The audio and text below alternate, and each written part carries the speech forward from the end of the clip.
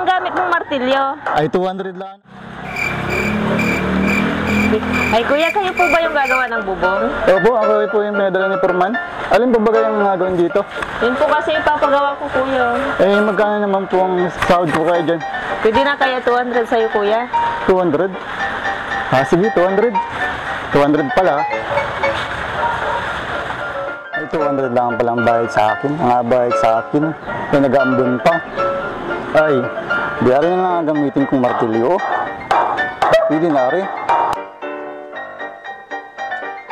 Ay, 200 lang naman pala ang sahod ko. Ay di rin na gamitin ko. Ang tagal. 200 ka? Arawan naman. Ari yung 200 na arawan. 200 ka. 200. Ari yung gamit kong martilyo. 200. Kuya, okay na po yan? Ay, okay na. Malapit na rin. Ay kuya, bakit ganyan ang gamit mong martilyo? Ay, 200 lang naman ang bayad eh.